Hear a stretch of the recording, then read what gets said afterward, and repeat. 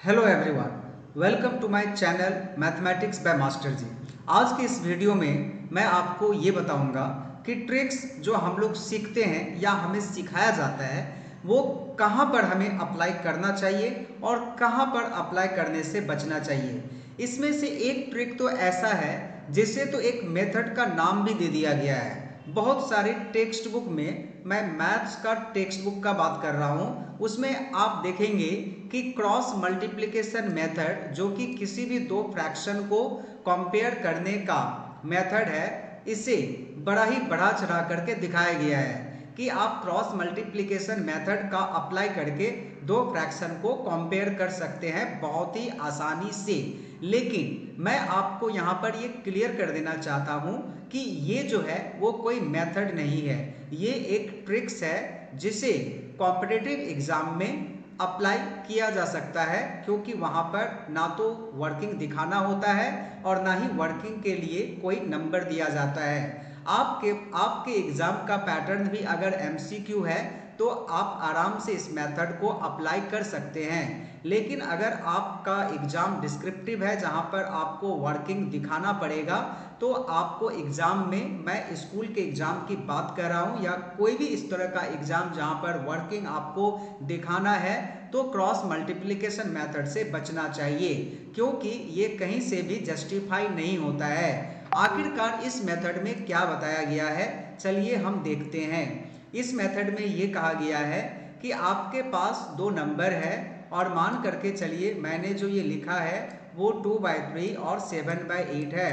तो कहा गया है कि आप क्रॉस मल्टीप्लाई कीजिए, यानी इसमें आप 2 को 8 के साथ मल्टीप्लाई कर दीजिए, तो 2 × 8 16 होगा।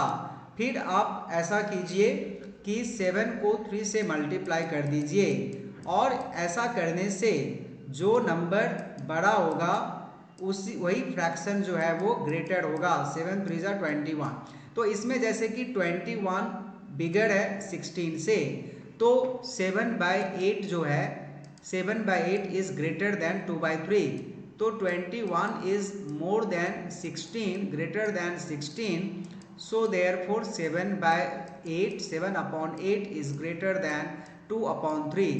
और इसे दिमाग में इस तरह से भर दिया गया है कि बच्चे इसी मेथड से दो फ्रैक्शन को कंपेयर करना चाहते हैं, और करे भी क्यों ना, क्योंकि ये बहुत ही आसान है और इसमें कुछ भी नहीं करना पड़ता है। जबकि इसका जो एक्चुअल मेथड है वो भी मैं आपको एक बार यहाँ पर करके दिखाता हूँ, और इसके बाद आप खुद ही ये तय करेंगे कि कौन सा जो मेथड है वो करेक्ट मेथड है। एक्चुअल मेथड है कि अगर आपके पास दो फ्रैक्शन है, तो आप अगर लाइक है, मान लीजिए कि 2/3 है और 5/3 है, इसको लाइक फ्रैक्शन कहते हैं क्योंकि दोनों का डिनोमिनेटर सेम है। तो इसमें तो आप न्यूमरेटर को देख करके ही बता सकते हैं कि 5 जो है वो बड़ा है 2 से, तो 5/3 बड़ा होगा 2/3 से। लेकिन अगर आपके पास दो अनलाइक फ्रैक्शन है, तब आप कैसे कंपेयर करेंगे। मान करके चलिए कि एक नंबर है 5/6 और दूसरा नंबर है 7/12। तो इसका जो मैथ्स का एक्चुअल मेथड है वो क्या है, वो मैं आपको इसमें पहले समझाऊंगा, फिर मैं आपको बताऊंगा कि क्यों क्रॉस मल्टीप्लिकेशन मेथड सही नहीं है।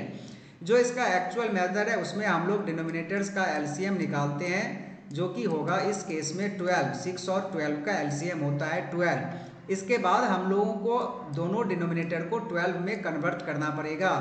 तो वी ऑल नो दैट कि 6 के टेबल में दो बार में 12 आता है, तो हम लोग इसको 2/2 से मल्टीप्लाई करेंगे, और 7/12 जो है वो तो ऑलरेडी 12 है ही, तो इसे हमें 12 में कन्वर्ट करने की अलग से कोई ज़रूरत नहीं है।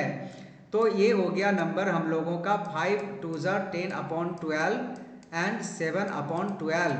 क्लियरली इसमें जो है ये देखिए लाइक फ्रैक्शन में कन्वर्ट हो गया, क्योंकि दोनों का जो डिनोमिनेटर है वो 12 यहाँ पर आ चुका है। तो clearly 10 is greater than 7, so we can say here therefore 10/12 जो है वो 5/6 के लिए आया था, तो 5/6 इज ग्रेटर देन 7/12। ये देखिए मैथ्स का एक्चुअल मेथड है दो फ्रैक्शन को कंपेयर करने का, क्योंकि इसमें जो मेथड में जो हमने क्या किया है 5/6 को 2/2 से मल्टीप्लाई किए हैं। And we all know that कि 2/2 का जो वैल्यू होता है वो 1 होता है।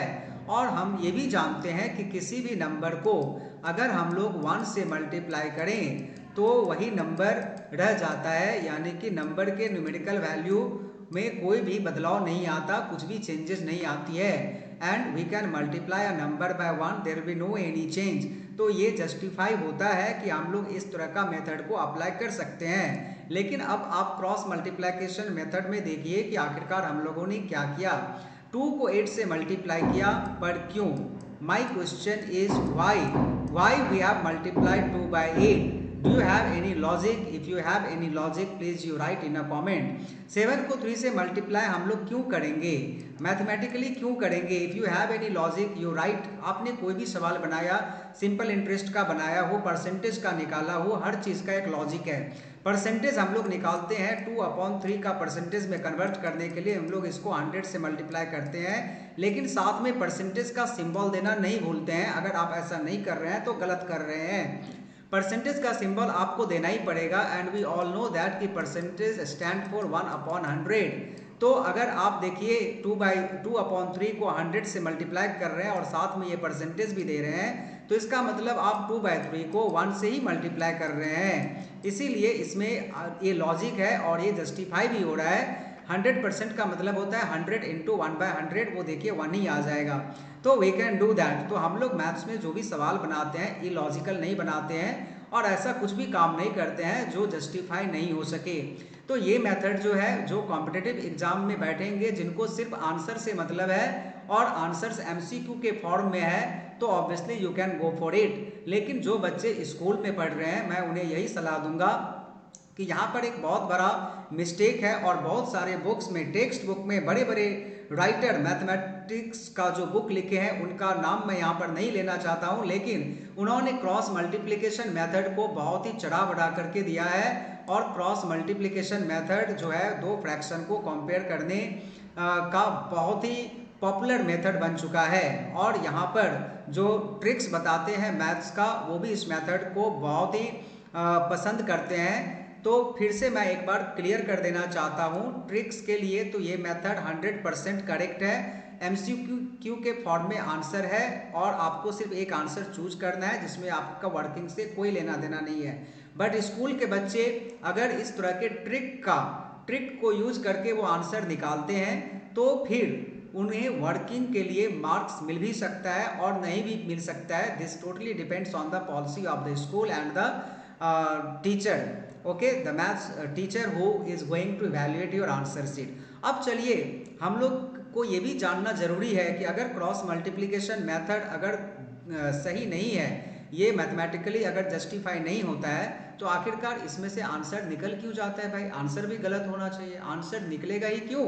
तो चलिए उसके पीछे का हम लोग कारण को समझते हैं। देखिए एक्चुअली होता ये है ना कि 2/3 और 5/6, अगर हम लोग इसको एक बार मैं दोनों मेथड से यहाँ पर अगर करके दिखाऊं, तो अगर मैथमेटिकल मेथड से मैं करके दिखाऊं तो इसको लाइक फ्रैक्शन में कन्वर्ट करेंगे, जो कि होगा 3 2 6, तो 2 2 4/6 एंड 5/6। तो ये जो है वो लाइक फ्रैक्शन में कन्वर्ट हो गया और इस तरह से 4 जो है वो छोटा है और 5 जो है वो बड़ा है। तो वी कैन से दैट कि 4/6 इज स्मॉलर देन 5/6 और 5/6 इज ग्रेटर देन 4/6 और 5/6 इज ग्रेटर देन 2/3। अब चलिए इसी को अगर हम लोग क्रॉस मल्टीप्लिकेशन के मेथड से अगर हम लोग इसको बनाते हैं तब क्या निकल करके सामने आता है। तो 2 को अगर हम लोग 6 से मल्टीप्लाई करेंगे तो होगा 12 और 5 को अगर 3 से मल्टीप्लाई करेंगे तो होगा 15। तो इस केस में देखिए जो पहला नंबर है वो छोटा आया जो कि 4 था और दूसरा नंबर 15 आया जो कि यहाँ पर 5 था। तो आंसर इसलिए जो है वो एकदम मैच कर जा रहा है, करेक्ट हो जा रहा है। और उसके पीछे का लॉजिक ये है कि देखिए अगर हम लोग इसको एलसीएम 3 और 6 का एलसीएम लेकर के इसमें कन्वर्ट करेंगे तो जो डिनोमिनेटर है वो क्या आया है, 6 आया है।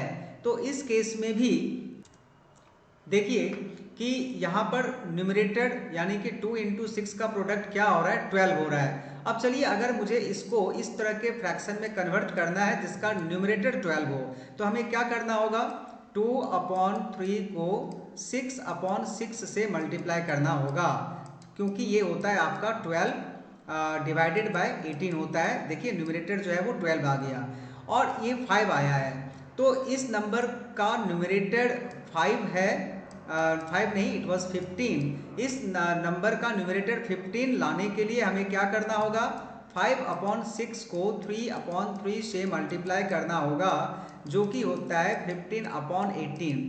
तो इसके पीछे के लॉजिक को समझिए, ये भी देखिए एक तरह से लाइक फ्रैक्शन में ही कन्वर्ट हो रहा है, तो आपका आंसर इसीलिए इसमें एग्जैक्टली मैच कर जाता है। अब आप सोच करके देखिए, हम लोगों ने इसको लाइक फ्रैक्शन में कन्वर्ट कर दिया और लाइक फ्रैक्शन में ऐसे कन्वर्ट किए कि उसका जो डिनोमिनेटर है that will be equal to its LCM.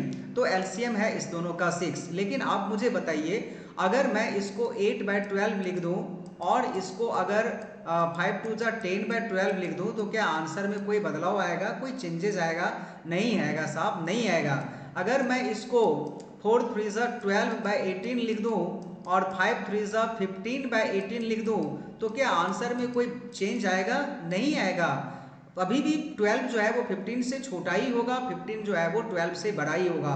और एक चीज़ मैं आपको यहाँ पर बताना चाहता हूँ, देखिए आपको अगर मैं बोलूँ कि 2/3 को 5/6 में ऐड कीजिए, आप कैसे करेंगे बताइए? आप करेंगे क्या, 3 और 6 का एलसीएम निकालेंगे जो कि 6 होगा। तो आप क्या करेंगे, 2/3 को 6 बनाने के लिए, 3 को 6 बनाने के लिए इसको 2/2 से मल्टीप्लाई कर देंगे, और 5/6 में तो ऑलरेडी ये 6 है ही, तो इसको 1/1 से कर देंगे।